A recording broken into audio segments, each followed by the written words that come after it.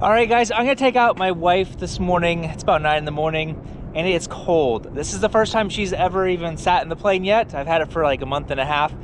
I haven't been flying for like almost 3 weeks now because I've been redoing the whole interior and everything. So let me show you that, guys, in just a second. But we're gonna go check out an airstrip just south of here, just maybe 10 miles or so. Somebody else that has a Kit Fox has invited me to come out. He's not there today, but let's go see if we can find it. And as you guys can see, I was able to actually find some vinyl wrap that almost matches the paint, almost absolutely perfect. I've got this seal gap right here that I've put in as well. I haven't tried that out yet. Some people say it works, some people say it doesn't, but let's go ahead and jump in and get out of here. I know, it is very tiny. It's like a 152. What do you think of the interior? It's cute. Yeah. Bright, it's hard to see. I did this wrap, these, the new carpets. I did the suede all through here. Nice. This, and then eventually this will be the carbon fiber wrap as well. But I need to put in the landing lights and all those switches first, so, okay. 1, 2, 3. Gotta make sure that I put new ones of these on. Brian from Bow and Arrow, if you guys want to get some new grips for your airplane, he sells these. I like them just because they're a little bit smaller, and just the push to talk is a little bit nicer than what I had before. It's just all plasticky and stuff, so these are a lot nicer. I also got some of these really cool little window latches that actually allow the doors to open up just a little bit. Not going to do me much good in the winter, but in the summertime it's going to be super nice. Alright, well, our oil temperature is finally over 120 degrees, so it's been like 3 weeks since I've flown. I don't even remember what my runways are or anything here. Let's see what they are. Wow, it is so much quieter in here now with all of this sound deadening and everything that I put in here. I put sound deadening underneath all here, the firewall, everything, and it makes a massive difference. Hey, happy Thanksgiving. I wanted to let you guys know I'm running a sale from today all the way to next Monday, Cyber Monday. 50% off my sim course, as well as $25 off of my sunglasses. So be sure you don't miss out. It's only for a few days. Kingman traffic, experimental Kit Fox 24 Kilo Bravo, taxiing from the shade hangars to runway 03 for a southbound departure. Kingman. Morning, Ryan. Good morning. Who's this? Rucker, headed for the airport. Oh, all right. Have a fun time. Kingman Airport. Automated weather observation 1621 Zulu. Wind 340 at 08. Visibility 10. Sky conditions clear. Temperature 08 Celsius. All right, nobody's coming yet, so let's just do a run-up right here and go through these fuel caps and selectors. I did check those. Great. Trim is set. Fuel pump is on. 4,000. Check the ignition. Looks good. And idle check. Alright, radios are on, transponder is on, harnesses are good. Alright, if we're not airborne by the halfway point, we'll just stop on the runway. Kingman traffic, 24 Kilo Bravo, be departing runway 03 with a right-hand turn out to the south. Kingman. Clear here and clear on the runway. Got 2 notches of flaps.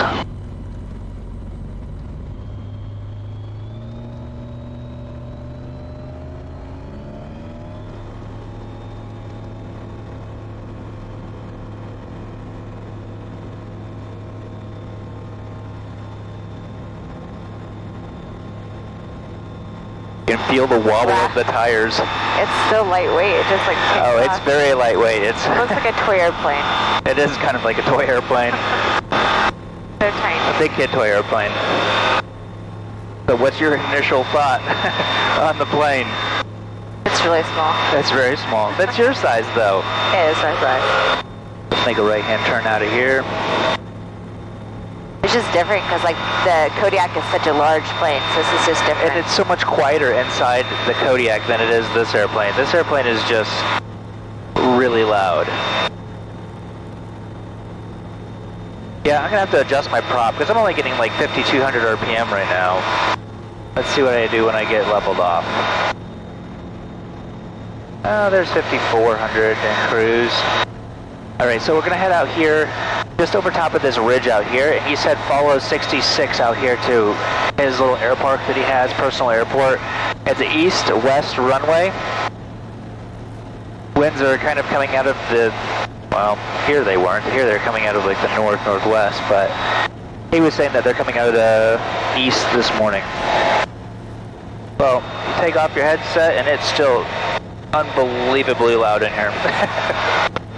Oh, I should see if my autopilot works. I was working on it when I was doing all the interior stuff and took a look at it why the altitude was not holding, because it would hold the heading but it wouldn't hold the altitude. And somebody had installed the servo, the little arm on it, upside or backwards basically, so it was just sitting up top and it was just moving like this as opposed to like moving the bar back and forth. So I did a test on the ground and it seems to be working all right. I might have to go back into configurations because I was messing with those on my flight out to Dead Cow, trying every single thing because at the time I didn't really know what it was. So I might have messed all the configuration stuff up on basically how much movement it gives, but we'll give it a go. Let's see. We'll center the bug up. Autopilot is on, so there's my heading mold. My altitude is still off, so let's just hit altitude right there at 4,600. Hey, look at that. I think it's making the corrections a little bit too much, but it's not really windy out. But it is holding it though. Nice. That'll be nice for longer trips. I don't really use it for anything else, but... Okay, so he said it's just right over this hill and then out 66. So be looking for a piece of, looks like probably a dirt road going this way when we get over there. That could potentially be a runway. It just picks up a lot of like still engine noise in here. Oh, that's annoying. I can hear it over the headset, so oh yeah, that is kind of annoying. Alright, we got a tower there. Alright, so I'm not sure if that is 66 or that is 66. He said it's on the south side. Huh? That Route 66 went through the downtown, so this is 40. 66 is over there. Alright, yeah, he said once you come over the hill, you can see it. So let's go check it out over here and see if we can, maybe that's why he was so confused, because when I was telling him places, he's like, no, that's not really. Yeah, it's I-40. But then when I was telling him about this community down here, he's like, yeah, that's over there. And the runway should be going basically like this. I wonder if that's it right there, maybe. I don't see any trees though. Around his house. Yeah. There's like 2 trees. That's true. We're gonna be landing on someone's road, someone's driveway. Well, let's go to these mountains. I haven't flown over in these mountains at all yet, so... Oh, and I just downloaded an app, Onyx Off-Road, and it shows me where, I was telling you yesterday, it shows me where all, like, the BLM land is, and, like, if it's state land or if it's privately owned or things like that. So that will hopefully allow me to find some places that I can legally go out here and do some landings and stuff. Legally go. It sounds like you said illegally. No, legally. Legally go. Wow, these mountains are incredibly beautiful. Like, they're so rugged. I like them.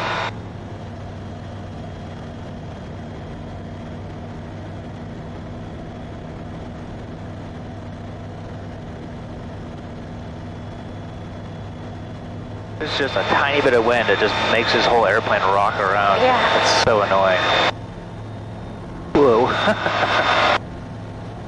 Yeah, I don't think Brian's gonna want to fly with you. Brian can't handle roller coasters. No. He was saying that he doesn't think he'd ever skydive. I'm like, no, I don't think you can skydive, Byron. Can't handle roller coasters. You tell me I could go jump out of a plane. Probably not. Because you're like riding planes. I know, it feels every little bump. It makes it exaggerated. That's why I try to do all my flying early in the morning so that you can get past all the bumps and then enjoy the flight instead of sitting out here fighting it the whole time. Go back over here and just see if we can find his place now. That's the one nice thing about autopilot. I don't really use it for anything, but times like this where you just need to go pull your phone out, it's really handy. Kingman traffic, Anvil 5/8 and Army Blackhawk. We're about 10 miles to the west at 5,700 feet. Inbound full stop for landing and refuel. Kingman traffic. And during the hot summer days, my oil temperature was like 200. That bad? Sometimes up to 210, and now it's 170. It's like nothing. Outside air temperature, how cold is it? Let's see, where is it? Outside air temperature, 51 degrees out. That's not bad. Alright, let's flip off the autopilot. He made it sound like it was closer up to these hills. Yeah, he said you just pop over the hills and it should just be right there, so... Oh, look. Yeah, I don't see anything out here that could be it. Unless this is not the road that he was talking about, but... Well, that's 66. He says, I don't even know. The unfortunate thing about Arizona is even though... Like, so out in Nevada, like all their open BLM land, you can land pretty much anywhere because there's no rocks out. Well, there are some places, but there's no shrubbery, there's nothing. Here, it's like, even though there's some really nice areas that you could probably touch down at, there's just so many, like, cactuses and rocks and everything else ready to rip part of your gear off. This would be a really fun canyon to come fly down. And one of the things I haven't really mentioned in a lot of my videos, when you guys see me flying around really low to the ground and things, these are areas that I've scouted out already. I don't just go down like really low to the ground because I mean there's power lines. I mean here's some right here that, you know, if I'd be going down here without having an idea of what the terrain and things like that are already doing, it'd be really stupid, and that's how people get killed all the time. So when you guys see me doing these in these videos, I don't really post it just because of the time length of the video, but I actually do scout out the areas before I go actually have fun. Alright, so once we get around this corner right here, it's all BLM land. Let's go around this corner. This is a super handy app. So eventually when I get my other tail wheel on here, like all this is BLM stuff, so like these little roads and things, I can go land on those. Here's that runway, I think. Yeah, this is that runway. Probably is owned by this house. Doesn't look like they've done any work to it in a while though. Alright, well if I knew whose that was, I could go land on it, but I'm pretty sure that that's a private runway. Alright, well, we can head on back if you're not feeling that well. Kingman Airport. Automated weather observation 1712 Zulu. Wind 340 at 12. Visibility 10. Sky condition clear. Temperature 08 Celsius. Dew point 0. Alright. 340 at 12 knots. We'll land on runway 35. Like I said, I've never landed on that one before, so... Kingman traffic, Fox 24 Kilo Bravo, 10 miles to the east, 5,400 on descent and bound for landing, Kingman. Alright, well, we'll fly overhead for left downwind. So 4,400 we'll go on down to just to fly over. Actually 1,500 feet, so yeah, 5,000, that's where we are right now. Kingman traffic, Fox 24 Kilo Bravo, 5 miles to the east, 5,000 will be flying overhead, left downwind for runway 35, Kingman. Although the only thing with that though is it's going to make me taxi like forever. Well, let's go ahead and get our brakes, our selectors, well it's still on, pump is still on, mixtures and harnesses are still the same. Switches and carb heat. Well, we don't have anything to do. Radios, we've already made our calls. We have to go around, we'll just power up and go right around. We'll come in at 60 knots today, and we'll do full flaps here once we get on final. Alright, looking for the windsock. They said it was 12 knots at heading 340. Kingman traffic, 24 Kilo Bravo, flying midfield overhead for joining into the left down runway 35. Be a full stop, Kingman. No, it's fine. Okay, there's the windsock right there. You know what? That's more down runway 3, not 35. Let's see. There's no way that's at 12 knots. Kingman traffic, 4 Kilo Bravo. We actually switching runways, runway 03. Joining left downwind, 03 Kingman. Alright, there's our 1,000-foot pattern altitude. Kingman traffic, 2 Kilo Bravo, left downwind, 03, Kingman. flaps in. Start turning base. And we'll go full flaps. We'll shoot for the 1,000-foot marker just so I don't have to go forever and ever. Kingman traffic to Kilo Bravo, turning final 03. To runway 3 for departure, staying in the pattern. Kingman. Kingman traffic to Kilo Bravo, final 03. Alright, checklist is complete. A little bit of a crosswind, not much.